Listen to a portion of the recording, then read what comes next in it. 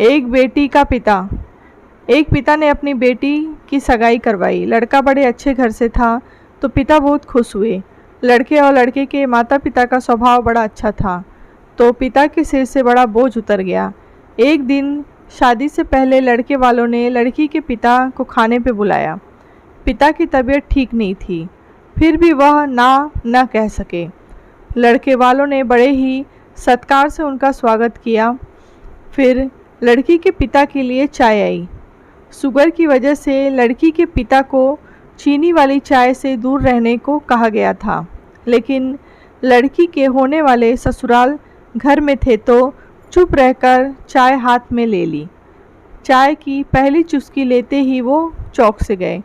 चाय में चीनी बिल्कुल ही नहीं थी और इलायची भी डली हुई थी। वो सोच में पड़ गए कि ये लोग भी हमारी जैसी ही चाय पीते हैं। दोपहर में खाना खाया, वो भी बिल्कुल उनके घर जैसा। दोपहर में आराम करने के लिए 2 तकिए, पतली चादर, उठते ही सौंफ का पानी पीने को दिया गया। वहाँ से विदा लेते समय उनसे रहा नहीं गया तो वह पूछ बैठे, मुझे क्या खाना है, क्या पीना है, मेरी सेहत के लिए क्या अच्छा है, ये परफेक्टली आपको कैसे पता। तो बेटी की सास ने धीरे से कहा कि कल रात को ही आपकी बेटी का फ़ोन आ गया था और उसने कहा कि मेरे पापा स्वभाव से बड़े सरल हैं, बोलेंगे कुछ नहीं, प्लीज़ अगर हो सके तो आप उनका ध्यान रखिएगा। पिता की आंखों में वहीं पानी आ गया था।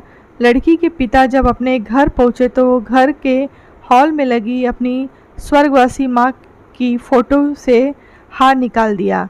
जब पत्नी ने पूछा कि ये क्या कर रहे हो तो लड़की के पिता बोले, मेरा ध्यान रखने वाली मेरी माँ इस घर में से कहीं नहीं गई है, बल्कि वो तो मेरी बेटी के रूप में इस घर में ही रहती है।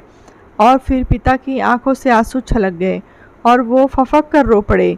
दुनिया में सब कहते हैं ना कि बेटी है एक दिन इस घर को छोड़कर चली जाएगी, मगर मैं दुनिया के सभी माँ बाप से ये कहना चाहता हूँ कि बेटी कभी भी अपने माँ बाप के घर से नहीं जाती, बल्कि वो हमेशा उनके दिल में रहती है। सदैव प्रसन्न रहिए, जो प्राप्त है पर्याप्त है। कहानी आपको अच्छी लगी हो तो लाइक करें और शेयर करें।